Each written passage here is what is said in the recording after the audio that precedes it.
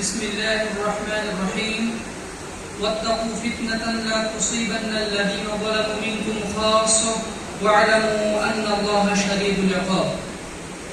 বাংলাদেশ আহলাদি যুব সংঘ কর্তৃক আয়োজিত আজকের এই কর্মী সম্মেলন 2024-এর উপস্থিত বাংলাদেশের বিভিন্ন দিক দিগন্ত থেকে আগত সম্মানিত কর্মী ভাইরা, আহলাদিস আন্দোলন বাংলাদেশের সম্মানিত দায়িত্বশীল বৃন্দ, বাংলাদেশ আহলাদি যুব সংঘের তীব্র দায়িত্বশীল বৃন্দ এবং বিভিন্ন পর্যায়ের সংগঠন দায়িত্বশীল বৃন্দ, সর্বপ্রথম আল্লাহর শুকরিয়া আদায় করছি আলহামদুলিল্লাহ এবং রাসূলের প্রতি দরুদ পেশ করছি সাল্লাল্লাহু আলাইহি ওয়াসাল্লাম। আমার বিষয় হচ্ছে ছাত্র সমাজকে ফিতনাময় পরিবেশ থেকে রক্ষার ব্যাপারে বাংলাদেশ আহলাদি যুব সংঘের ভূমিকা। মহান আল্লাহ তাআলা তার বান্দাদেরকে পরীক্ষা করার জন্য ফিতনা নাযিল করে থাকেন। হাদিস দ্বারা প্রমাণিত যে প্রত্যেক রাতে আকাশ থেকে ফিতনা নাযিল হয়। রাসূল সাল্লাল্লাহু আলাইহি ওয়াসাল্লাম একদিন মদিনার এক বাড়ির ছাদে উঠে সাহাবায়ে কেরামকে বললেন, হাল তারাউনা মা আরা, আমি যা দেখতে পাচ্ছি তোমরা কি তা দেখতে পাচ্ছ? সাহাবায়ে কেরাম বললেন, কিছু তো দেখতে পাচ্ছি না। তখন আল্লাহ রাসূল বললেন, ইন্নী আরা মাওয়াকিআল ফিতান খিলাল বুয়ুতিকুম কা মাওয়াকিআল কদর, আমি দেখতে পাচ্ছি বৃষ্টির মতো করে ফিতনা আকাশ থেকে নাযিল হচ্ছে। রাসূল সাল্লাল্লাহু আলাইহি ওয়াসাল্লাম একদিন রাতে তাহাজ্জুদের সময় আকাশের দিকে তাকিয়ে বলেন, সুবহানাল্লাহ মাযা উনজিলা লাইলাতান মিনাল ফিতনা ওয়া মাযা উনজিলা মিনাল খাযাইন, সুবহানাল্লাহ, কি ফিতনা বর্ষিত হচ্ছে, কি রহমতের ভান্ডার নাযিল হচ্ছে। রাসূলের যুগে যদি ওইভাবে ফিতনা নাযিল হয়, মূলত এটা আল্লাহ তাআলা বান্দাদেরকে পরীক্ষা করার জন্য এই ফিতনাগুলো নাযিল করে থাকেন। এই ফিতনা মানুষের অন্তরে প্রবেশ করতে থাকে, কাল হাসির ইয়াউদান উদান। এই ফিতনাময় পরিবেশ থেকে বান্দা যদি নিজেকে আত্মরক্ষা করার চেষ্টা না করে, তাহলে সে অবশ্যই ভ্রষ্টতার মধ্যে নিমজ্জিত হবে। ফিতনা শব্দের অর্থ হচ্ছে আল ইমতিহান ওয়াল ইবতিলা, পরীক্ষা এবং বিপদ আপদে পতিত হওয়া। ইমাম ইবনে কাইয়িম জাওজিয়্যিহ রাহিমাহুল্লাহ বলেন, ফিতনা দুই প্রকার, একটা হচ্ছে ফিতনাতুশ শুবহাত, আরেকটি হচ্ছে ফিতনাতুশ শাহাওয়াত। একটি হচ্ছে ধোঁয়াশাপূর্ণ ফিতনা, সংশয়পূর্ণ ফিতনা, আরেকটি হচ্ছে প্রবৃত্তি পরায়ণতার ফিতনা। সংশয়পূর্ণ ফিতনা বেশি মারাত্মক। এটা হচ্ছে কিল্লাতুল বাসীরা, মানুষের দূরদর্শিতা কমে যাওয়া। কোন ভাইরাল পরিস্থিতিতে তার কি অবস্থান হওয়া উচিত এটা সে হতবুদ্ধি হয়ে যায়, কি করা উচিত সে বুঝতে পারে না, কি কর্তব্য বিমূঢ় হয়ে যায়। অনুরূপ ভাবে মানুষের ভিতরে ধৈর্যের অভাব, গাফলাতি, এগুলো হচ্ছে মানুষের সংশয়পূর্ণ ফিতনা। এই ফিতনা থেকে বাংলার যুব সমাজকে বাঁচানোর জন্য, বাংলার যুব সমাজকে আত্মরক্ষা করার জন্য বাংলাদেশ আহলাদি যুব সংঘ প্রতিষ্ঠিত হয়েছিল। কারণ রাসূল সাল্লাল্লাহু আলাইহি ওয়াসাল্লাম বলেন, ইয়াতি আলাইকুম জামান সাবরি লিল মুতামাসসিকি ফীহি আজরু 50 শাহীদা, তোমাদের পরে সামনে এমন একটি সময় আসবে যে সময় সুন্নাতকে আঁকড়ে ধরার অনেক কঠিন কাজ হয়ে যাবে। যে ব্যক্তি অসম্ভবকে সম্ভব করতে পারবে সে 50 জন শহীদের মর্যাদা পেয়ে যাবে।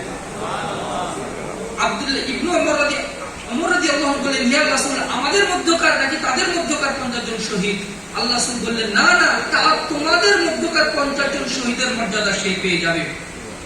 অপর এক হাদিসে রাসূল সাল্লাল্লাহু আলাইহি ওয়াসাল্লাম বলেন, ইয়াতি আলাইকুম জামানাস সাবিরি ফীহি আলা দীনিহি কাল কাবিদি আলাল জামর, এমন একটি সময় আসবে যে সময় দিনের উপরে টিকে থাকা, ইস্তেকামত থাকা, হাতের মধ্যে আগুনের আঙ্গার ধরে রাখার চেয়েও কঠিন হয়ে যাবে।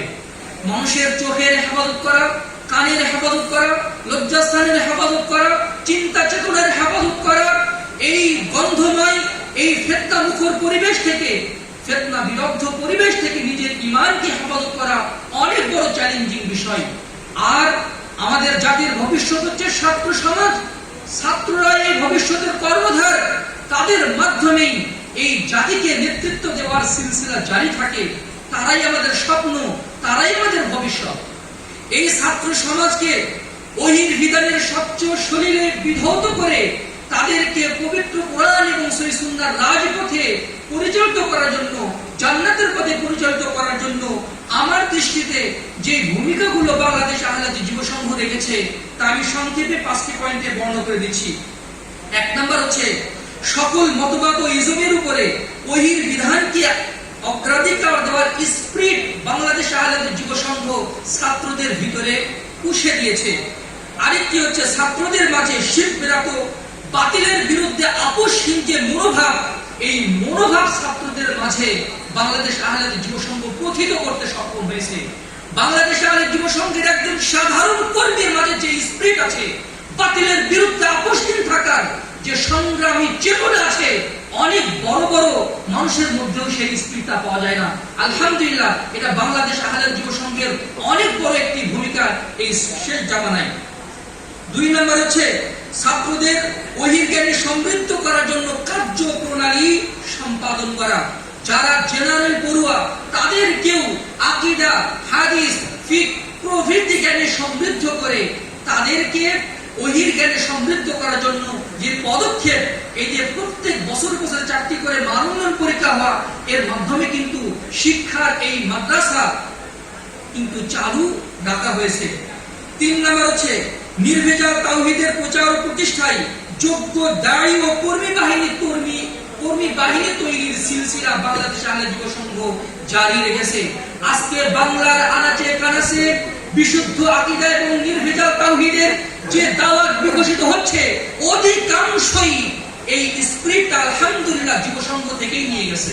আলহামদুলিল্লাহ, এই সিলসিলাটা আজ পর্যন্ত জারি আছে এবং ভবিষ্যতেও জারি থাকবে ইনশাআল্লাহ। জিহাদ আন্দোলনের পরে শাহ ওলিউল্লাহ মুহাদ্দিস দেহলভীর পরিবারের মাধ্যমে যে সশস্ত্র জিহাদের সিলসিলা জারি হয়েছিল, কর্মী তৈরির সিলসিলা জারি হয়েছিল, সশস্ত্র জিহাদের পরে আজ পর্যন্ত এই দাওয়াতি অঙ্গনে ওই কর্মী তৈরির সিলসিলা ছাত্রদের মাধ্যমে জাগিয়ে রাখা হয়েছে। 4 নম্বর হচ্ছে আমল ও আখলাকে পবিত্র জীবন গঠনে অনুপ্রাণিত করা। একজন বাংলাদেশ আহলাদিস যুব সংঘের কর্মী আকীদা, আমল, আখলাক সবকিছুই হবে লিওয়াজহিল্লাহ। 5 নম্বর হচ্ছে ছাত্র তরুণদেরকে জান্নাত লাভের স্বপ্ন দেখানো। তারা দুনিয়ার স্বপ্নে না বিভোরে রেখে আখিরাতের স্বপ্ন দেখানো। এই বিষয়গুলোর মাধ্যমে ছাত্র সমাজকে বাংলাদেশ আহলাদিস যুব সংঘ ফিতনা থেকে বিরত থাকার ব্যাপারে অনন্য ভূমিকা রেখেছে।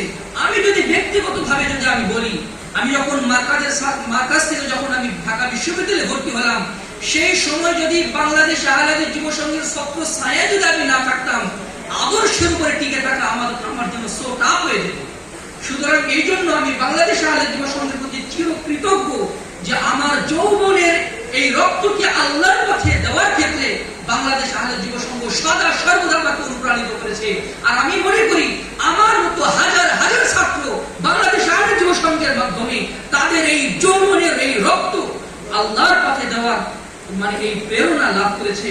মহান আল্লাহ তাআলা আমাদের এই সংগঠনকে দীর্ঘজীবী করুন, এই সংগঠনের দাওয়াতকে পবিত্র করুন এবং বরকতমণ্ডিত করুন, খ্যাতমুক্ত করুন। আল্লাহুম্মা আমিন। আসসালামু আলাইকুম ওয়া রাহমাতুল্লাহি ওয়া বারাকাতুহু।